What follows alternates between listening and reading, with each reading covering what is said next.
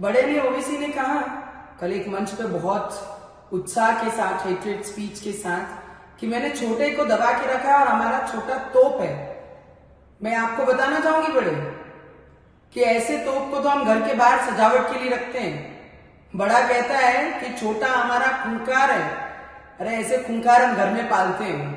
ये याद रखना कि मैं भी माजी सैनिक की बेटी हूं, कि मैं भी देखना चाहती हूँ मुर्गी और मुर्गी का बच्चा कब तक खैर मनाता है। और बड़ा कहता है कि मैंने छोटे को संभाल के रखा है, मैंने छोटे को समझा के रखा है।